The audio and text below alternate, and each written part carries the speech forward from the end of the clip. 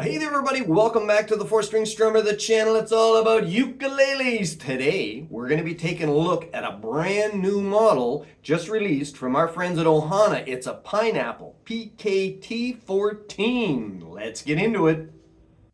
All right, so let's talk first of all about where the 14 series slots into the overall OHANA lineup.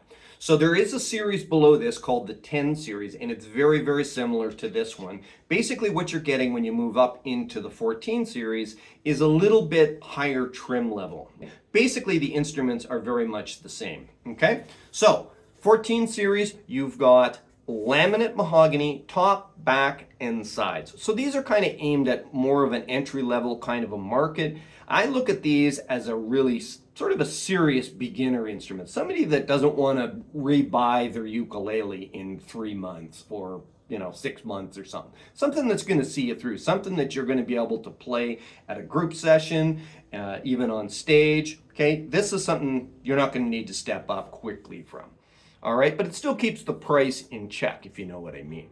These have a very nice traditional style to them, okay? And you look, you've got your black, white, black, a 3-phase color on your rosette. You have black, white, black for your purfling here on the top of the instrument. You have black binding. You have black binding here on the back as well. A nice satin finish, nice straight grain on the wood, and that will vary obviously depending on the exact instrument that you get. Okay, now looking your way up the fretboard here, again, back to the nice traditional look, right? You've got round perloid dot markers here at the 5th, 7th, the 10th, the 12th, and the 14th fret. And you also have side dot markers, which I think are great. Okay, now when you move up to the headstock here, this is where you start to see a little bit of a difference between the 10 series and the 14 series. You get an extra level of trim, particularly up here. So you can see that the headstock on this is bound and it has purfling on it, which to me just looks right. Very classy. And it's a really nice contrast with their logo here on the headstock. You've got chrome Grover tuners on this. So these are obviously a name brand that you know and trust, Grover. Okay, excellent gears, no issues with tuning on any of these instruments at all. Now, OHANA, I think, has really been listening to the consumer, and they've come out with 2 things that I think are great. One is another pineapple model because pineapple is becoming so popular with people. And 2, they've brought it out in a tenor scale, which is fantastic.